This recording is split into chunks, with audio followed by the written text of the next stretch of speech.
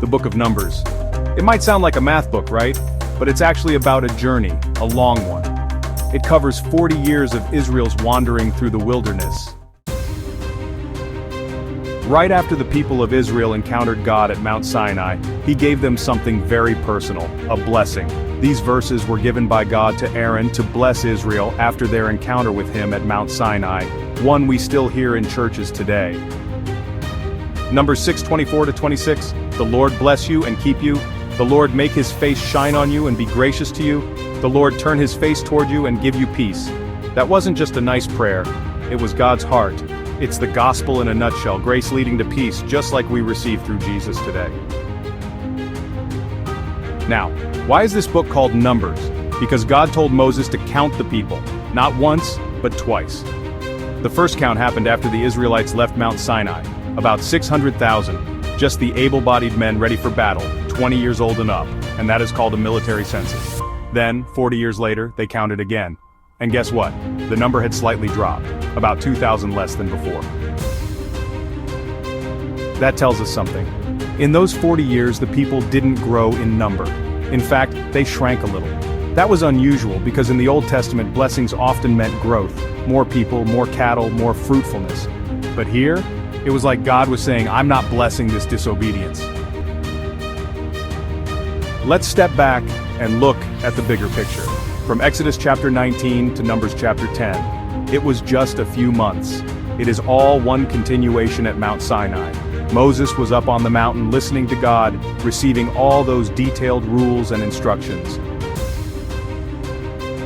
Why so many rules? Because God's presence had come down to live among them. Imagine from heaven, this massive cloud comes down and stays on top of the tent of the tabernacle, the Holy of Holies. Whoa, God's presence right there. At night, that pillar of cloud became a pillar of fire. Imagine, like fire coming down, never burning the tent, providing light for 3 million people. Wow, God's presence was with them right in the middle of their camp. But over time they got used to it. They stopped being in awe. What once felt holy became normal. So now maybe you can understand why half of Exodus, all of Leviticus, and the first part of Numbers is packed with laws and instructions.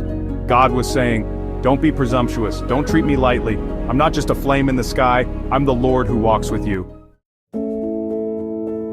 Like children of a king who forget their father is royalty, the Israelites took God for granted, and if we're honest, we do the same sometimes. In the New Testament, God doesn't just walk with us, he lives in us.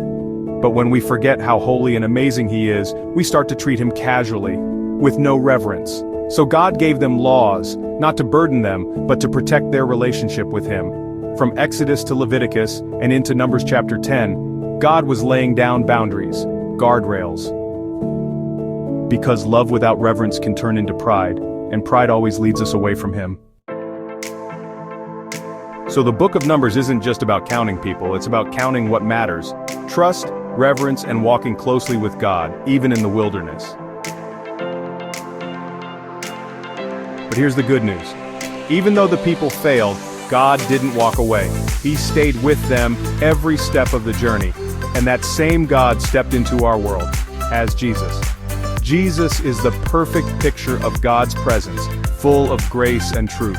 He came not just to walk beside us, but to die for us, rise again and live within us. So as we journey through the wilderness of life, let's walk with reverence, let's walk with gratitude, and let's never forget the one who walks with us, Jesus.